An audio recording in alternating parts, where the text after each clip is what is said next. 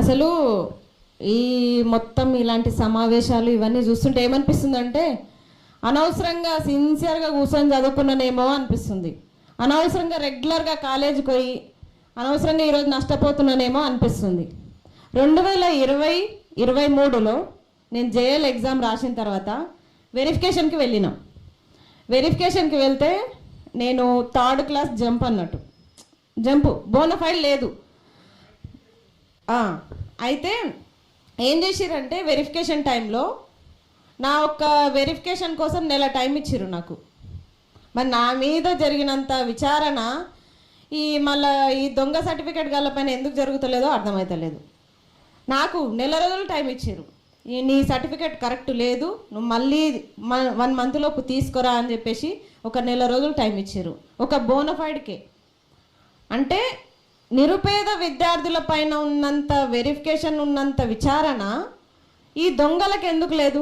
రాత్రికి రాత్రి అపాయింట్మెంట్లు తీసుకొని ఫేక్ సర్టిఫికెట్లతో దొరికి ఫేక్ సర్టిఫికెట్లు వేరే వేరే యూనివర్సిటీ నుంచి కొనుక్కొని వచ్చి వేరే కాలేజీల నుంచి కొనుక్కొని వచ్చిన వీళ్ళపైన విచారణ ఎందుకు జరుపుతలేదు?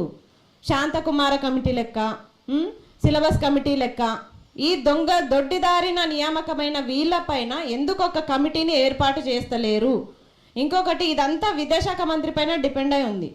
ఈరోజు నిజం మనం చూస్తున్నాము, చాలామంది ఇంటర్ విద్యాభ్యాసంలో విద్యార్థులు చేరాలంటే 1 లక్షల ఫీజులు కట్టి వాళ్ళు జాయిన్ అవ్వాలి. ఇంటర్ విద్యాభ్యాసకు అంత ఇంపార్టెన్స్ ఉన్నప్పుడు ఒక నిరుపేద విద్యార్థికి అదొక బేస్, ఫస్ట్ స్టెప్ అదే. ఇంటర్మీడియట్ విద్యనే. ఒక కాలేజీ వ్యవస్థకి ఎంటర్ అవ్వాలంటే ఫస్ట్ మెట్టు, మొదటి మెట్టు ఇంటరే. ఇంటర్ అయినప్పుడు ఆ మొదటి మెట్టు ఎంత జాగ్రత్తగా వేస్తారు? గవర్నమెంట్ కాలేజీలో చదవాలంటే ఫ్యాకల్టీ ఉండరు అనే ఒక అపోహలో ఇప్పటికీ ఉంటున్నారు.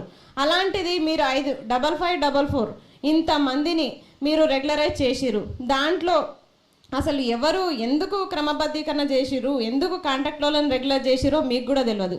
అందుకే అసలు వీళ్ళని ఎందుకు రెగ్యులర్ చేసిరు అంటే రీజన్ తెలియదు. మీరు నిజంగా ఏమన్నా మేలు చేయాలనుకుంటే మాత్రం ఖచ్చితంగా వీళ్ళని మళ్ళీ వీళ్ళ సర్టిఫికెట్లు విచారణ జరపండి. అలాగే అప్పుడు క్రమబద్ధీకరణలో పార్ట్స్ అంటే భాగాలుగా ఉన్న నవీన్ మిట్టల్ పైన, జనార్దన్ రెడ్డి పైన, అలాగే అప్పటి గవర్నమెంట్లో ఉన్న ఎవరెవరైతే ఉన్నారో వాళ్ళందరి పైన కూడా తిరిగి విచారణ జరపండి. ఇప్పటి విద్యాశాఖ మంత్రి రేవంత్ రెడ్డి గారు మీరు వెంటనే తక్షణమే చొరవ తీసుకొని అందరిపైన కూడా యాక్షన్ తీసుకోవాలి. ఎందుకంటే విద్యాశాఖ మంత్రిగా ఈ బాధ్యత మీ పైననే ఉంది. చాలామంది దొడ్డిదారిన, చాలామంది ఫేక్ సర్టిఫికెట్లతో వాళ్ళు ఉద్యోగాలు సంపాదించుకున్నారు. వాళ్ళు ఉద్యోగాలు సంపాదించుకోవడం వల్లనే కదా ఈరోజు మాకు మొత్తం నిరుద్యోగులకి 2 లక్షల ఉద్యోగాలు 0 పోస్టులతోనూ నోటిఫికేషన్లు వస్తున్నాయి. నెక్స్ట్ జేఎల్గా ఒకవేళ జేఎల్ నోటిఫికేషన్ ఇస్తే మీరు ఎన్ని పోస్టులతో ఇస్తారు? కనీసం ఒక 500 పోస్టులైనా ఉంటాయా? డిగ్రీ లెక్చరర్ ఇప్పటికీ 14 సంవత్సరాలు అవుతున్న నోటిఫికేషన్ లేదు. ఇట్లా మొత్తం మీరు కాంట్రాక్ట్ వాళ్ళకే రెగ్యులరైజ్ చేస్తూ ఉండిపోతా ఉంటే మాకు కూడా అనిపిస్తుంది ఆ సేవ ఏదో మేము కూడా చేస్తాం, మేము మేము వెరిఫికేషన్లకు వస్తాం, ఆ ఉద్యోగాలు మాకు కూడా ఇవ్వండి. ఇక్కడ కూర్చున్న వాళ్ళంతా విద్యావేత్తలే, ఒకరొకరు డాక్టరేట్లు పొందిన వాళ్ళు ఉన్నారు. మరి ఇంతకంటే బెటర్గా చదువుకున్న వాళ్ళు మీరు రెగ్యులరైజ్ చేసిన వాళ్ళ దాంట్లో ఉన్నారా? మేము ఛాలెంజ్ విసురుతున్నాం. కావాలంటే మీరు చూడండి, వాళ్ళని మళ్ళీ వెరిఫికేషన్కి పిలవండి, మేము కూడా వస్తాం. ఒకవేళ మేము నిజాయితీగా చదువుకున్నట్టుంటే, మా సర్టిఫికెట్లలో నిజాయితీ ఉంటే మాకు ఉద్యోగాలు ఇవ్వండి. లేదు వాళ్ళకే నిజాయితీ ఉంది, వాళ్ళ ఉద్యోగాలు వాళ్ళకే కరెక్ట్, వాళ్ళకే ఇవ్వాలనుకుంటే వాళ్ళకి ఇవ్వండి. ఇట్లా ఒక ఎగ్జామ్ పెట్టకుండా, ఒక వెరిఫికేషన్ పెట్టకుండా, ఒక రూల్ ఆఫ్ రిజర్వేషన్ పాటించకుండా మీరు ఎంచుకున్న పద్ధతి తప్పు. సరే, తప్పు అన్న తర్వాత సుప్రీంకోర్టుకి ఈ న్యాయస్థానాన్ని ఆశ్రయించిన తర్వాత అంతో ఇంతో న్యాయం జరిగిందా అంటే పోయిన ఉద్యోగాలు అన్నీ పోయినాయి కదా. 5,000 పోస్టులకి పైగా మొత్తం ఉద్యోగాలు పోయిన తర్వాత ఇంకా ఉద్యోగాలు ఎక్కడుంటాయి? మనకి నోటిఫికేషన్లు ఎక్కడుంటాయి? పోస్టులు ఎక్కడుంటాయి?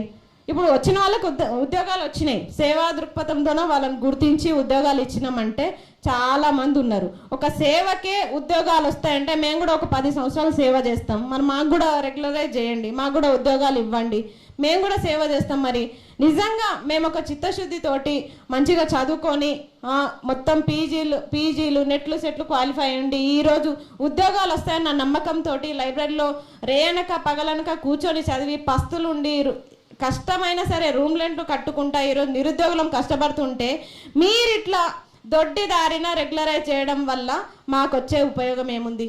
మేము కూడా అట్లా రాంగ్ రూట్లో వెళ్ళాలా? మరి రాంగ్ రూట్లో వెళ్ళి ఉద్యోగాలు సంపాదించుకోవాలా? అయినా సరే విద్యాశాఖ మంత్రికి విద్య పైన నిజంగా చిత్తశుద్ధి ఉంటే వెంటనే ఈ క్రమబద్ధీకరణ పైన విచారణ జరపండి. ఖచ్చితంగా అప్పటి జనార్దన్ రెడ్డి పైన, నవీన్ మిట్టల్ పైన, అలాగే ఇదంతా ప్రాసెస్ ఎట్లా జరిగిందో ఫేక్ సర్టిఫికెట్ల పైన కూడా మీరు తక్షణమే విచారణ జరపాలి. లేని పక్షంలో నిరుద్యోగ చేసి ఉస్మానియా యూనివర్సిటీ తరపున ఎంత పోరాటానికైనా సిద్ధంగా ఉంటాం. ఎందుకంటే ఈ 5,000 పోస్టులు అంటే 5,000 మంది జీవితాలు. అసలు ఏమాత్రం చదువు రానోళ్ళు కూడా ఈరోజు పోయి అక్కడ బోర్డు దగ్గర నిలబడి అరకొర చదువులు చెప్పుకుంటా విద్యార్థుల జీవితాలను ఆగం చేస్తున్నారు. అలా అందరిని అనట్లేదు, కొంతమంది ఉన్నారు. అంతమందికి అయితే ఖచ్చితంగా మీకు ఉద్యోగాలకి మీరు అనర్హులు. అలాంటి వాళ్ళని మీరు ఈరోజు క్రమబద్ధీకరించి నిరుపేద విద్యార్థులకి మీరు అన్యాయం చేస్తున్నారు.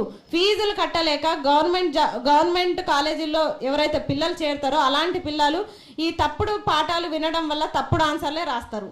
అట్లాంటప్పుడు ఫెయిల్ అవుతారు.